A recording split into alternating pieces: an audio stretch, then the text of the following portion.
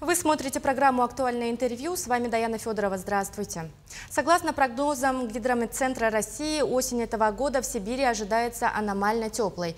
Порадует ли сентябрь теплыми погожими днями якутян, расскажет гостья студии Татьяна Маршалик, заместитель начальника якутского УГМС, начальник Гидрометцентра. Татьяна Владимировна, здравствуйте. Здравствуйте. Прошедшее лето у большинства якутян запомнилось обильными дождями и холодной погодой. По вашему мнению, лето было обычным или все же аномально холодным? Ну, вообще сказать, что было оно аномально холодным, нельзя. То есть просто за последние 10 лет у нас обычно июнь всегда был сухой и жаркий, и поэтому начало лета, июнь, прохладный, с дождями, поэтому и казалось, что очень холодно. Хотя на большей части территории и июнь, и июль средняя температура получилась ниже, значит, средних многолетних значений. Пускай не намного, но тем не менее ниже нормы. Вот. И осадков выпало, конечно, больше, чем обычно было. Даже в некоторых районах по 2 и 3 месячные нормы. Вот. Но лето, в принципе, оно всегда как бы компенсирует. У нас получилось, что в июле все равно третья декада, 10 дней были жаркими, значит, 10 дней июля и начало августа. Затем опять было прохладно. И конец. Опять компенсация за холодный июнь. У нас опять 10 дней августа. Была очень теплая погода. Средняя температура воздуха почти на всей территории была на 2-5 градусов, от 2 до 5 градусов выше нормы. А вот скажите, пожалуйста, начавшаяся осень может ли быть продолжением лета? Но осень не бывает продолжением лета. Все всегда спрашивают, когда же наступит бабье лето. Некоторые приняли вот эти 10 дней августа, говорят, вот и наконец-то бабье лето. Ну, вообще бабье лето это у нас обычно бывает в сентябре. Для этого нужны несколько условий. Это когда устанавливается антициклональная погода. Ночью температура понижается до нуля, бывает, что даже и с заморозками, и днем ясно, солнечно и тепло. Пока такой погоды у нас нет, и в ближайшее время, вот, на ближайшие 10 дней мы пока ее не видим. Но погода будет неплохая.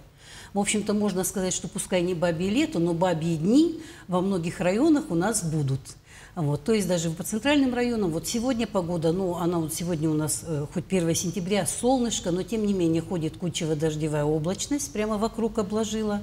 В некоторых районах города покапал дождь, возможно, к вечеру соберется еще кратковременный дождь, может даже будет гроза.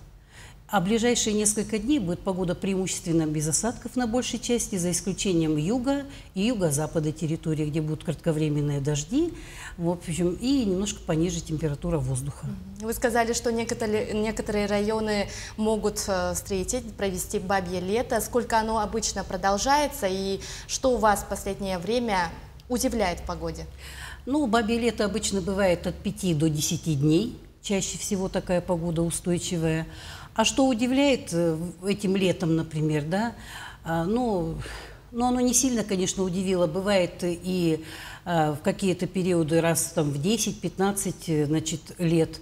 Аймяконский район, то есть северо-восток у нас в этом году дважды был сильный паводок. То есть южные циклоны и в июле, значит, выпали сильные дожди до 2-месячных норм, и в августе. То есть вот Аймяконский район практически дважды его затапливало. Что еще удивляет? Часто мы не видим такого явления, как град, то есть наши станции не отмечают. В этом году в июле на станции Томот у нас выпал град 28 миллиметров, и его станция отметила. Вот.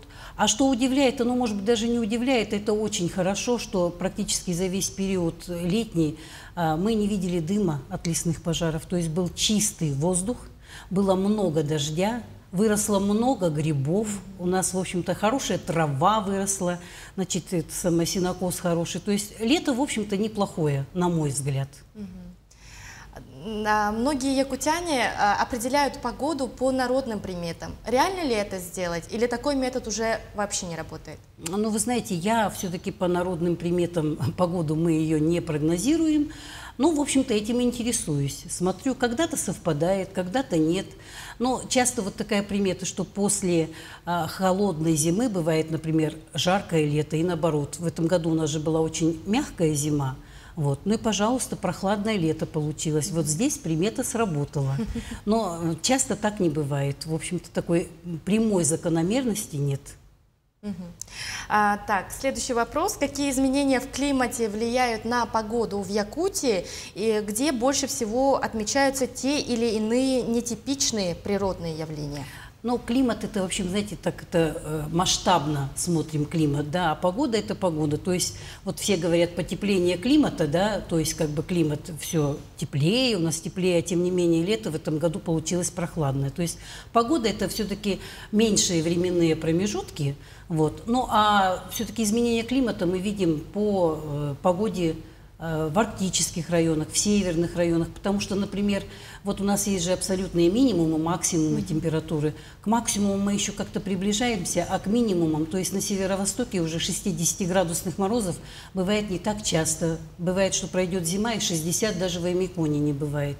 Вот. И если смотреть среднюю температуру воздуха за последние 30 лет, когда у нас климатические нормы были пересчитаны, все-таки основные изменения это у нас в северных и арктических районах, где температура средняя от 0, ну, от полградуса и даже до 3 градусов выше, чем в предыдущий 30-летний период.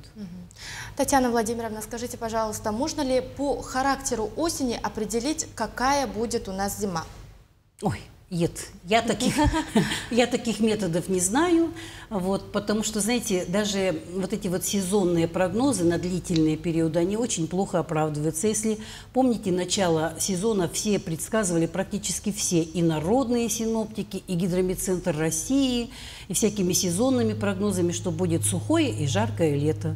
Вот, пожалуйста, оно получилось прохладное и влажное. Вот, поэтому, знаете, лучше все-таки доверять краткосрочным и среднесрочным прогнозам, то есть на месяц вперед, но не больше, потому что, в общем-то, такой прямой закономерности нет. Тем не менее, чего нам ждать этой осенью? Осенью, ну вот начало же мы видим, хорошо началось. Я, знаете, как сказала, краткосрочные прогнозы. То есть эта неделя, по крайней мере, погода будет хорошая, но мы уже переходим немножко в другой диапазон температур. То есть у нас была температура выше 20 градусов, вот, дневная температура. Сейчас мы перейдем к норме. Норма температуры, вот так, чтобы знать, ночная плюс 4 вот для данного времени и дневная плюс 17. Вот мы к ним приблизимся. При прояснении к концу недели у нас ожидаются местами температуры от 0 до -2, местами могут быть заморозки. Ну а дневная температура, когда ясное небо, ближе к 20, если облачность, то где-то 15-17 градусов. А вообще сентябрь, да, по месячному прогнозу, он должен быть немного выше нормы температура, и осадков норма и меньше. А какую зиму нам ждать? К чему готовиться? Вы знаете, зима будет, я вам могу совершенно точно сказать, будет снег, будут морозы, а где они и до каких значений, давайте посмотрим ближе к этому времени. Мы спрогнозируем и доведем до наших зрителей, слушателей, до наших потребителей. Спасибо вам большое, Татьяна Владимировна, за уделенное время. Да, пожалуйста. Вы смотрели актуальное интервью. До встречи.